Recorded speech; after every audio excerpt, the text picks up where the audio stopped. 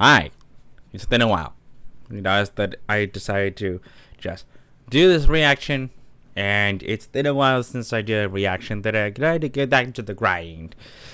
Today's reaction is a Mr. Ballin reaction, and it's from his series 3 Places That People Went and You Can't Go There series. So this is basically one called 3 Places You Can't Go and People Went Anyways, Part 11. So this is a series that Mr. Ballin has been really well known for, and I'm going to react to this. Lucky enough, I wanted to do more Mr. Ballin, and I thought it would be fun to do it. If you want to see more of Mr. Ballin, I have a playlist literally dedicated to Mr. Ballin. I did 2 for Halloween, and I decided to do more, just in general. This guy is amazing. He does so well with narration with these stories. I think he's incredible with his storytelling. If you like what you see, remember, subscribe, ring that notification bell. Also, follow me right here. With that out of the way, let's get into the reaction. A more accurate title for this video could be The Worst Ways to Die. But before we get into today's stories, if you're a fan of the strange, dark, and mysterious delivered in story format, then you've come to the right channel, because that's all we do, and we upload 3, 4, even 5 times every week. So if that's of interest to you, please go over to the like button's house and ask to play hide and go seek. When they are hiding, switch their regular coffee for decaf coffee, and then don't seek them, just leave. Also, please subscribe to our channel and turn on all notifications so you don't miss any of our weekly uploads. All right, let's get into today's stories.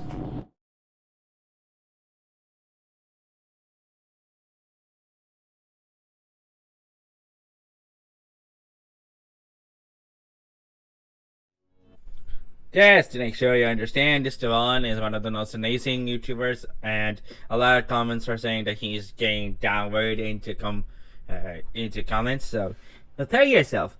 It's summertime. It's now the 14th of July, and I can't wait to see what this story is like. The Nampuno. Hold on, pronouncing it. The Nampone. I'm not gonna attempt it. So I'm probably going to just put the name on it and the how's the function, just let's see.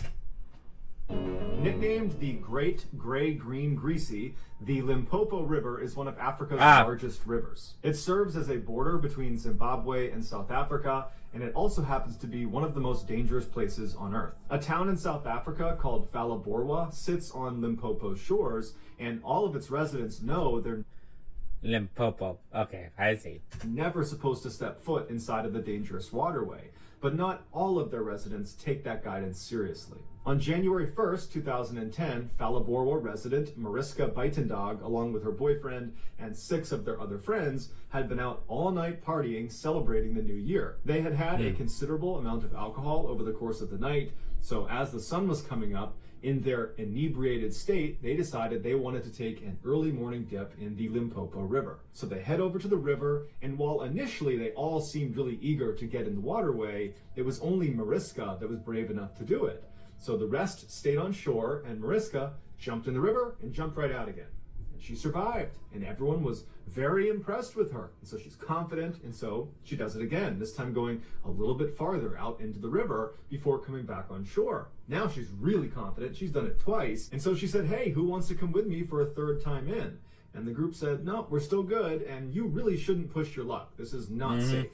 And she said, "I don't care, I'm going in for a 3rd time." So Mariska gets in the water, and by herself, she swims out on her back about 15 meters away from shore. She turns and waves at the group and smiles before she is violently pulled under the water. It wasn't even time for her to scream. Her boyfriend immediately jumped into the water to try to pull her out, but he knew where she was, and there was no way he was getting her back. The other nickname for the Limpopo River is Crocodile River, and Mariska, unfortunately, had fell victim to one of its apex predators. But it's not just drunk partygoers that fall victim to these crocodiles. Unfortunately for the residents of Zimbabwe, because of the extreme hardships they have to face, many of them have been forced to flee the country and cross over the Limpopo River to try to gain entry into South Africa.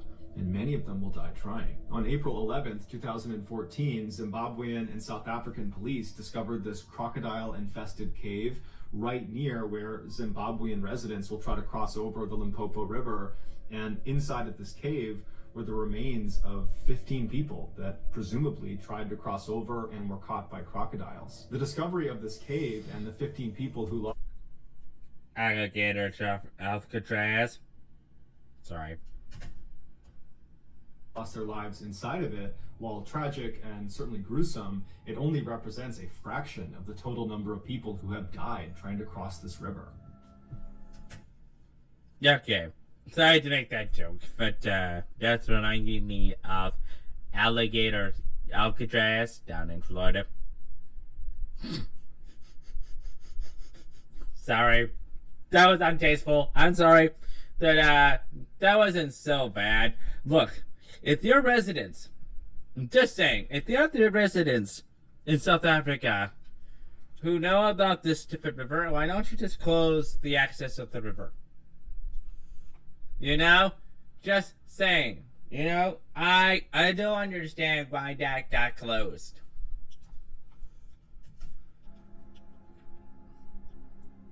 Yellowstone National Park in Wyoming is one of the most remarkable and beautiful places on Earth. Not only is it renowned for its biodiversity, which includes some incredibly resilient microbial organisms, it's also home to one of the world's so-called supervolcanoes. This supervolcano sits atop one of the world's largest magma bodies, fueled by an upwelling plume of superheated material. This dynamic and violent subterranean plumbing means the water bodies at the surface, the famous Yellowstone hot springs, are highly acidic and incredibly hot. If you were to ignore the countless warnings around these hot springs telling you to stay away, do not go in the hot springs, if you were to ignore those and go in one, or more accurately, fall in one, this is what would happen to you. First, your body would register that your skin was bathing in waters exceeding 200 degrees Fahrenheit.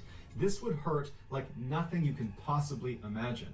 But it would only hurt as long as your nervous system was able to register pain, which would only be for about 1 minute or less. At this temperature, your skin would begin to quickly break down and disintegrate, and your blood vessels in your underlying dermis would rupture, causing rapid blood loss. Some underlying skin layers would not break down, but they would lose all of their water and become tough and blackened. And your underlying subcutaneous fat would bubble off as well. All in all, this is known as a full thickness burn, and it would occur in about 1 minute in these waters. Your nervous system would enter a state of shock and become irreversibly damaged, which would lead to most, if not all, of your organs to fail if the heat stress has not already done that to you. You would be dead within 2 to 3 minutes, and then at that point, the acidity of the water would take over. Within a few hours, your body, including your skeleton, would be completely dissolved into absolute nothingness. And for anyone who falls in but manages to climb out again before being dissolved, they are not out of the woods. Many of those people, unfortunately, will die hours, days, months later due to complications from the burns. On June 7, 2016, Colin Scott and his sister Sable went to Yellowstone to see the famous hot springs. The siblings were exploring the Norris Geyser Basin, which is the park's oldest and hottest thermal area, when they decided to leave the safety of the boardwalk and walk past all the signs telling them, do not leave the boardwalk, this is dangerous, turn around. They decided to walk past all of those and venture out off the course. They walked approximately 200 meters away from the path to the edge of a hot spring that was not really part of the main tour, and they were just standing there when Colin apparently tripped and fell into the hot spring. And his sister was just not able to do anything. She knew she couldn't go in after him, and he very quickly sunk below the surface and didn't come up again. She ran back to try to get help, but by the time they got back to the edge of the hot spring, he was gone. And in fact, the only thing they would find of Colin Scott was his flip-flops. Since 1890, Colin Scott, along with 21 other people, have died by falling into these hot springs. Ouch.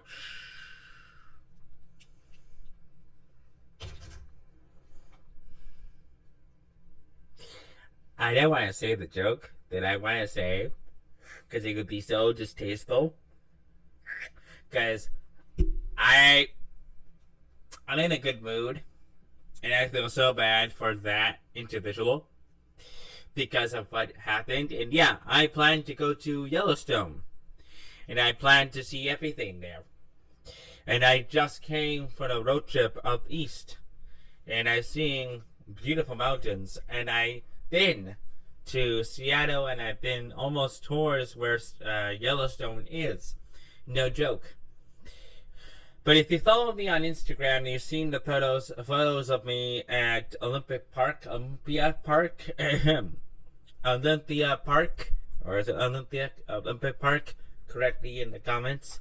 You know how gorgeous the national parks are, and you've seen how gorgeous nature is, and Yellowstone is not an exception.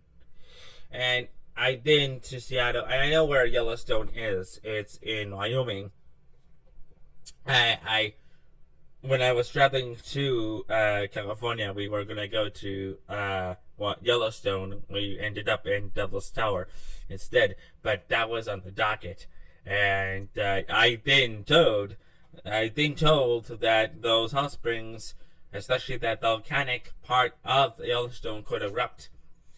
And I've been told that those hot springs are part of a that volcanic area is also part of a hot spring excursion that they offered. Because you can go to a hot spring in Yellowstone, and you can sit in the hot water that is hot, that is part spa, part natural spa for for cures. That's just one. Now, my brain wants to tell you this joke, and I'm not going to, but it's like he's been fried as a barbecue, like shish kebab. Anyway, it's like he had a shish kebab. Anyway, boo, bad joke. Look, I wasn't surprised that this guy fell and ignored the signs. Some guys are idiots. And he didn't want to listen to the signs, and he's just completely dumb. However, if he didn't listen, he would have been alive. Instead, he decided to go in, instead of following the path around this hot water and volcanic water, he ended up becoming a shish kebab. And I know, I'm terrible today. It's just I know you guys are gonna be in the comments like, you are just distasteful. Why did you make that joke? I'm like that, okay? I can be dark with humor, okay? Leave me alone. Anyway, other than that, I mean, what was gonna happen? He fell into the river. He fell into that pool of water. He became, he got fried like chicken. All right, I'm done. Okay, I'm done. Okay, I'm finished. What was I gonna expect? What are you gonna expect? He was gonna be like that. He wasn't gonna listen. Anyway, oh god. This one says drown or glory. Oh lord. Or it says the missing link. Okay. Drown or glory. Here's the last story.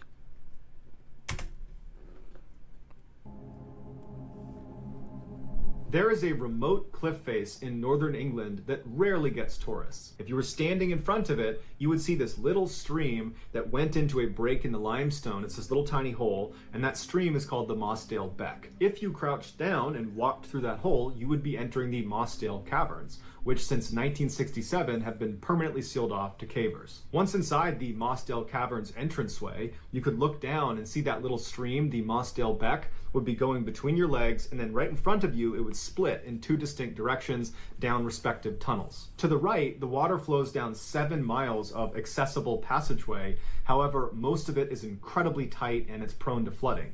As a result, fewer people have seen the far reaches of the right side of Mossdale Cavern than have stepped on the moon. To the left, the water goes through these impenetrable rocks that no one has gotten past. In fact, no one knows what's beyond these rocks. However, scientists have determined the water that goes left at the entranceway will reemerge 18 days later, 5 miles away, 900 feet lower in a pool called the Black Keld. The massive tunnel system that we know exists but has yet to be explored that connects the entranceway to Black Keld is referred to as the missing link. You would think cavers from all over the world would be clamoring to get inside that accessible side, the right side of Mostel Caverns, and try to find a secret access point back to the missing link, to be the first person to discover that, to stake your claim and say, that was me. But in fact, since the Mostel Caverns was discovered in 1941 until 1967, almost no one went in Mostel Caverns. Endless, tight, water-filled crawls with names like Drown or Glory made Mostel Caverns feel like too big of a risk to be worth it. But in 1967, 10 extremely fit, extremely experienced cavers said, you know what? We are going in Mostel Cavern and we are going to find that entrance to the missing link. So on June 24th, 1967, these 10 cavers entered Mostel Caverns. They went right into the accessible 7 miles of passageway and they began their descent. And it wasn't that long until 2 of the 10 cavers, the 2 least experienced of the group, said, you know what? I don't want to do this anymore. I've got a bad feeling about this, but we don't know the way out. And so they needed chaperones to leave. And so 2 other cavers from the group had to go with them. So 4 cavers, they leave Mostel Caverns. The other 6 are going to continue on. So when the 4 got back to the surface, it was about 5 p.m. They had been in the cavern for several hours at this point. And when they went in, initially, the weather was great. It was beautiful. It was clear. Now they're coming out again, and it had started to rain. Not significantly. It was more like a drizzle. But they were a little bit concerned because they knew the other 6 were planning to be in the cavern until after midnight. So they were just hopeful that the rain did not get any worse. But just a couple of hours later, the skies opened up and it rained like it hadn't rained in years. Just torrential downpour, and the 4 were really concerned about the other 6. So they went back to the entrance hoping that maybe, the other 6 would have heard the rain, although it's very unlikely considering how deep they were going to be. But they were hoping that maybe they'd be coming out again and they would see them and get them back to safety. But when they arrived there, not only were the 6 not out of the cave, but the actual entrance to the cave was completely submerged in water. Earlier that day, when the 4 cavers turned around and left, the other 6 cavers, they continued on, and they had made it about 2 miles deep into these caves. They had passed the fabled Drown or Glory swim, they had survived the knee wrecker passage, and they had bit their tongue as they squeezed through the famously painful Umaguli tunnel, now located hours away from the only way out. So they are way into this cave. They were nearing the end of this distant section of the cave that they believed on the other end they would find this hidden entrance into the missing link. All they had to do was pass through the Far Marathon section, which is a 900-foot tunnel that is only 10 inches high, 2 feet wide, and you have to wriggle through on your stomach with your face pressed against a stream that runs through it. And it takes a very long time to get through it. It's incredibly claustrophobia inducing. It's considered one of the most stressful things you can do in caving. But considering how experienced these cavers were and the fact that they had come down there specifically to get to this far point in the cave, you got to figure that their spirits were high. They were probably joking with each other as they're doing this awful thing. And then they made it about 3/4 of the way through this tunnel when someone must have noticed the distant rumbling sound and said, "Hey, what is that?" And as they sat there listening, trying to discern what the sound was, it must have dawned on them that their worst nightmare was about to come true. That was the sound of surging water. This tunnel is about to flood. They began crawling faster and faster down the marathon tunnel. Not only was it very difficult to move quickly inside of this very tight tunnel, but they also knew there was nowhere to go. They're 2 miles underground. They must have felt like the world of sunshine and fresh air was suddenly an eternity away. The oldest of the group was 26. The rest of them were all in their teens. United now by fear, the water came rushing in as they're all pinned inside of the Far Marathon tunnel, and their face is already up against the river, and now this river is surging with water. And so they're all desperately trying to crawl through this flooding tunnel, and the leader of the group, the guy literally in the front, John Ogden, who was 26, he managed to get all the way through the Far Marathon tunnel to the space where they anticipated finding that secret entrance into the missing link. That wasn't there, but he found above him there was a small fissure in the rocks. There was an air pocket, and he managed to get his head up into the space right as the water in the Far Marathon cave completely submerged. So any of the cavers in there, they drowned inside of the Far Marathon. The bubble that he was in was a little bit bigger, and so some of the cavers managed to get in there, and they tried to clamber into into this air pocket as well, but ultimately there was only enough room for one person, and John was the only one up there. And so as the water levels filled the room he was in up to his neck, everyone below John drowned. Now, we don't know if John literally kept other people from getting into this air pocket with him. All we know is it could only hold one person, and ultimately John was the one who was left inside of this crevice. But this air pocket was really just delaying the inevitable, because there wasn't very much air inside of it, and John's 2 miles below the surface. There is no way anyone is going to get to him in time. And so he ended up dying a couple days later, and when they found him, he was still in the air pocket trying to get one last breath. What I've not covered in this story that I would encourage you all to check out is there was this incredible effort to try to save these cavers before anyone knew they were deceased. There was this hope that maybe they found an air pocket and they were still alive. And so they basically created this artificial dam that was very precarious. The water could at any moment spill over, and it provided just enough drainage inside of this cavern for some of the best cavers in the world to go into the cavern to look for them. And so they went into this cavern knowing at any minute that makeshift dam on the surface could break and they will 100% drown in here. No one's coming to get them. They had to crawl through the Far Marathon Tunnel all the way down at the bottom to get to the lost cavers. And ultimately, when they discovered they were all deceased, it would have been impossible to remove their bodies. And so the decision was made to leave these 6 cavers where they died and seal off the cave permanently. So in 1967, they sealed it off, and they now treat Mossdale Caverns like a gravesite, and no one goes in it. So that's gonna do it, guys. If you found the secret in today's episode, let us know in the comments what it is and where you found it, so give us the timestamp. And if you're the first to do that, we'll pin you at the top of the comments section. If you enjoyed today's video and you haven't done this already, please go over to the like button's house and ask to play hide and seek. When the like button is hiding, switch their regular coffee with decaf coffee, and then do not seek the like button, just leave. Also, please subscribe to this channel and turn on all notifications so you don't miss any of our weekly 3, 4, even 5 video uploads. If you want to get in touch with me, you can direct message me on Instagram or on Twitter. My username for both platforms is the same. It's JohnBallin416. I also have a ton of content over on TikTok where my username is Mr. Ballin. If you have a story suggestion, please submit it to our subreddit just called Mr. Ballin. It's linked in the description below. So whether I see you on Instagram, Twitter, TikTok, Reddit, YouTube, or some combination, just know that I really appreciate your support. And until next time, that's going to do it. See ya.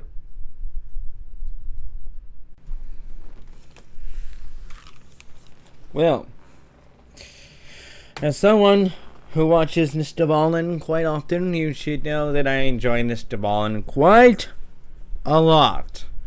And here's the thing. I know that I will love Mr. Ballin more than what I saw today. Obviously, my reaction was a bit mellow because I had a very long day. Sorry. But Mr. Ballin is a great storyteller. And I was very happy with the reaction today. Also, yeah, I can see. Obviously, it's great to react again. It's great to come back and react. Because, obviously, reacting is what I do on this channel. And Mr. Ballin is an excellent video to return to. He's a great storyteller. He tells great stories. And, obviously, look at the stuff he reacts to. If you love the content that I just did, like Mr. Ballin or Mr. Nightmare or any story, like scary stories, you can recommend more in the comment section below. Or you can have, I'm going to leave a playlist in the description of this video to some of the scary stories I have done for Halloween. Also, I'm going to make a playlist for Mr. Ballin and Mr. Nightmare or whatever scary stories that I do. If you liked what you saw, again, subscribe, hit that notification bell, and leave a comment as to what you want me to react next. It's always good to hear feedback from you guys, because reacting is what I do on this channel, and I love to hear what you guys want to do or want me to react to next. Again, subscribe, hit that notification bell, and I will see you in the next video. Peace.